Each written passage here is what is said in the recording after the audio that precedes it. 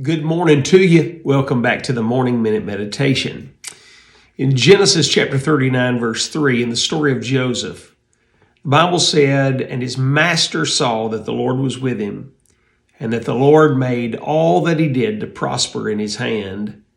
In this verse of Scripture, the Bible is speaking about the fact that Potiphar takes note of the fact that God is with Joseph, and that Joseph is blessed of the Lord, and that he is being blessed as a result of God's blessing upon Joseph. All of this had to do with Joseph's attitude that he took regarding the situation that providence had led him into. Oftentimes, our best interest in the cause of Christ is thwarted by our own attitude regarding God's direction in our life. Joseph always exemplified a perfect attitude toward God's sovereignty in his life. As a result of this, God immensely blessed Joseph over and over again. Truly, attitude is everything. And as one wise man once said, our attitude will determine our altitude, or how high we're able to go.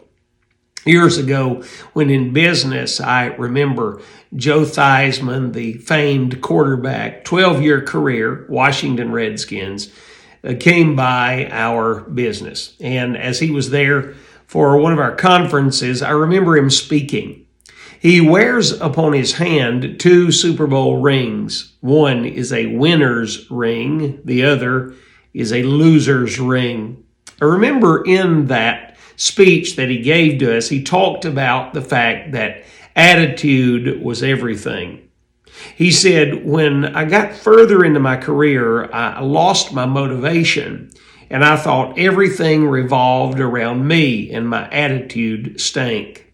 He said, I should have known it was time to go when I didn't care whether or not a pass hit Art Monk in the 1 or the 8 on his jersey. It just simply didn't matter. He said in our second bid for the Super Bowl, he said, I complained about practice times. I complained about the way my shoes fit. I complained about everything. And he said, my attitude stank. Here's the bottom line. Attitude determined winning and losing. Attitude will determine whether or not you serve God effectually or not. May I ask you this day, what's your attitude like? Sadly, during this time of year, often when we ought to be considering the birth of Christ, and our attitudes ought to be joyful and jubilant, and it ought to be the most wonderful time of the year, our attitudes stink. Can I ask you, do you have stinking thinking which leads to a bad attitude, or are you cooperating with God's providence in your life? Hey, think on these things today, my dear friend, and may you have a great day.